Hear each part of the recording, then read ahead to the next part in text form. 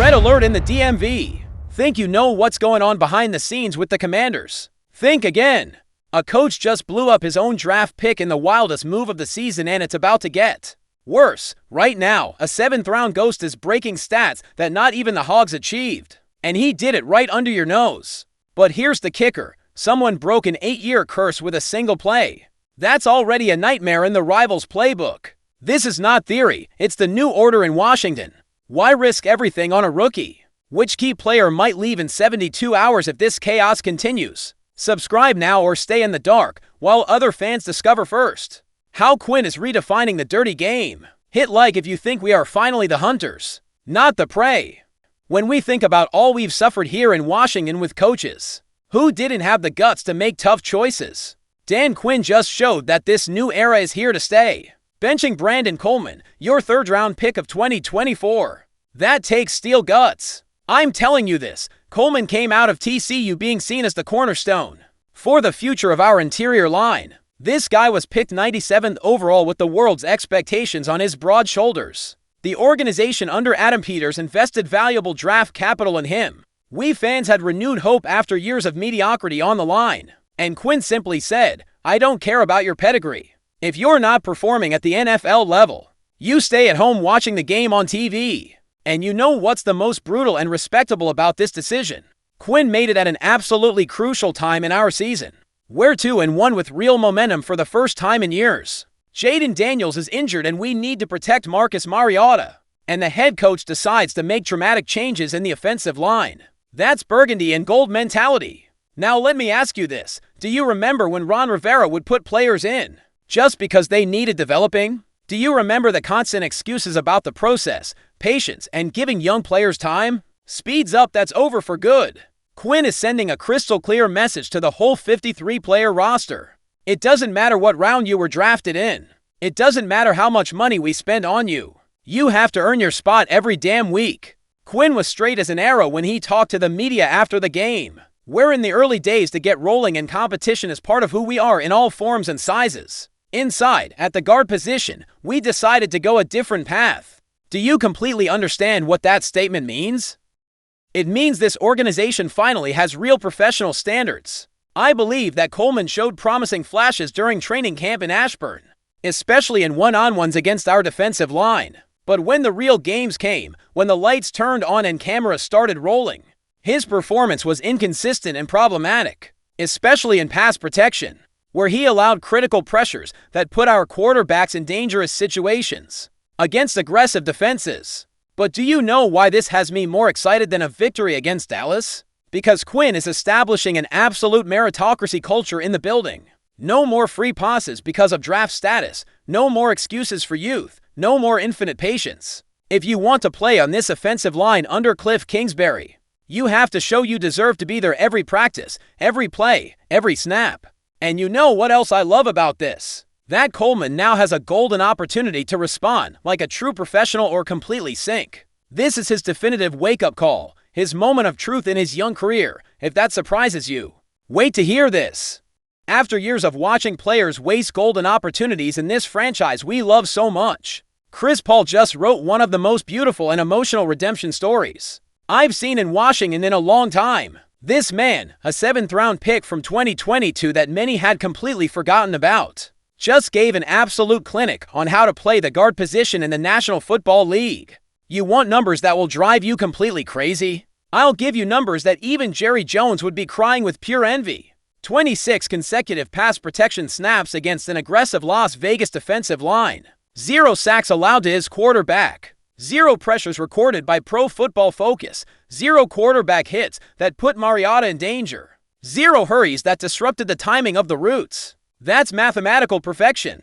I'm telling you this. When was the last time we saw that level of technical domination on our offensive line? I honestly think we have to go back to the legendary days of Russ Grimm and the Hogs to find that kind of fundamental excellence in the interior line. Paul, coming out of Tulsa with 324 pounds perfectly distributed on his 6'5" frame, categorically showed that he had exactly the skill set Cliff Kingsbury needs to make his modern offensive system work. Speeds up, this man is thick through the shoulders like a linebacker, strong at the point of attack like a defensive tackle, and can generate consistent movement in double teams while maintaining perfect technical balance.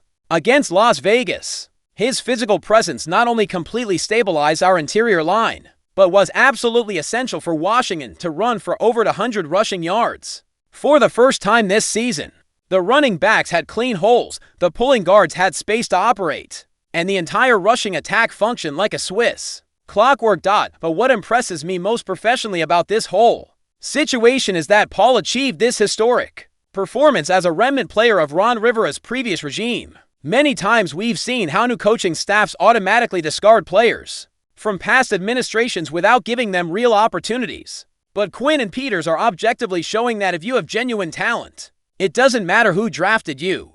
I firmly believe that Paul prepared for this moment like a true elite professional. While Coleman settled for being the designated starter, Paul was in the weight room at 6 a.m., studying film until midnight, perfecting his hand placement technique, patiently waiting for his opportunity to shine. And when his moment finally came, he seized it to the maximum level.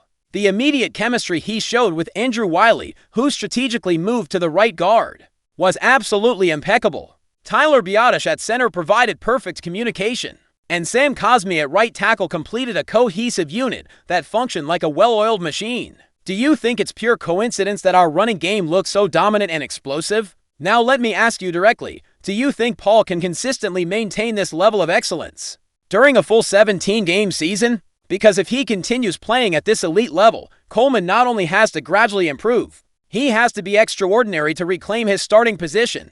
But that's nothing compared to what's coming.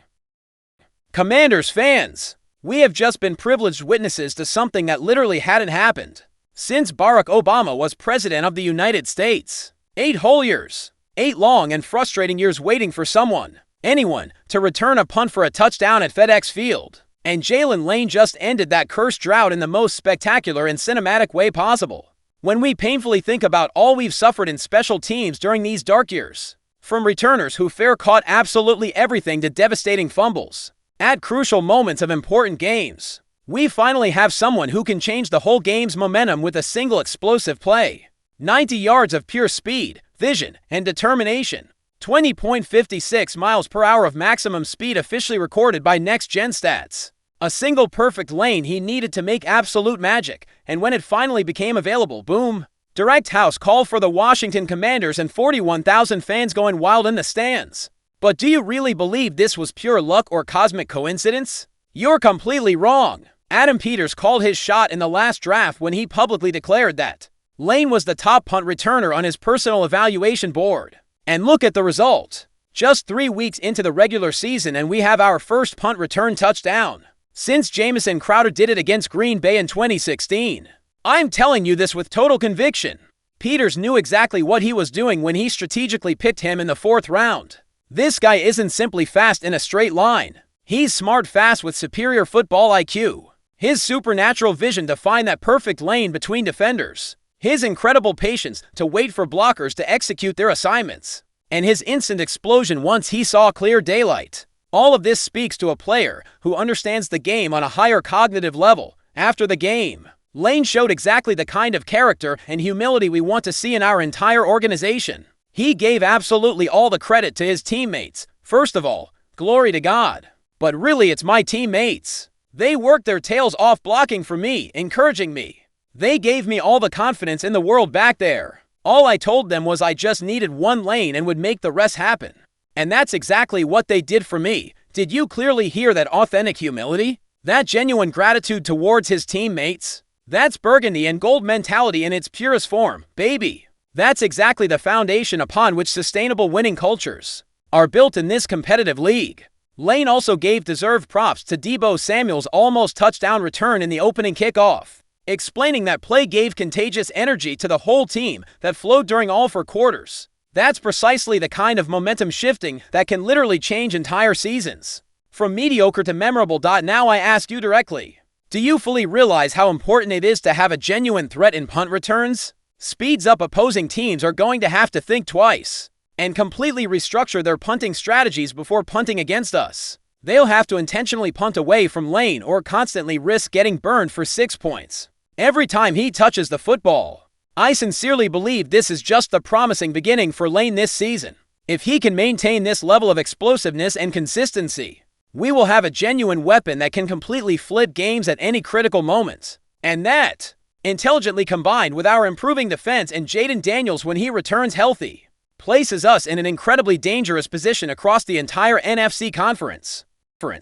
Look exactly at what we're building here, Burgundy and Gold family. A head coach who has absolutely no fear of making the most brutal decisions when they're completely necessary to win. A forgotten player who is earning universal respect by pure technical perfection. And a rookie who just made legitimate history for our beloved franchise. Was Quinn totally right to send that brutal and necessary message to Coleman? I absolutely think so. This organization desperately needed to establish real professional standards. And sometimes that means making moves that hurt egos but help the team. Does Chris Paul deserve to stay as a permanent starter after that masterclass? Absolutely, without a doubt. The man completely earned it with his flawless performance, and Lane, that young man just gave us something we hadn't had in almost a full decade. A genuine game changer on special teams who can score from anywhere on the field. Now let me ask you these things directly. Do you honestly believe this new accountability mentality of Quinn's will finally lead us to the playoffs for the first time in years? Can Paul really maintain this elite level throughout a full 17-game season? Or are you genuinely worried that Coleman never fully recovers from this psychological blow? I need to know urgently what you think about these 3 news stories that are literally reshaping every expectation for our season.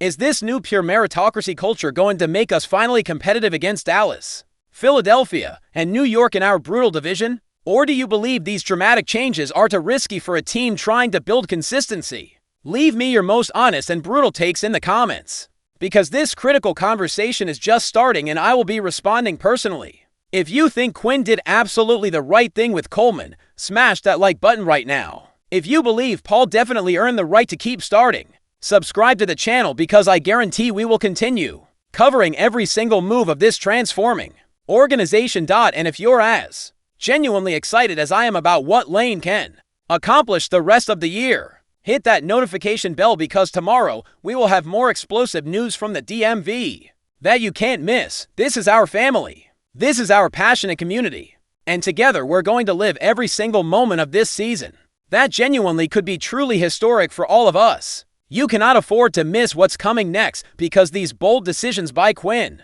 are just the beginning of something special. And remember, hail to the Redskins.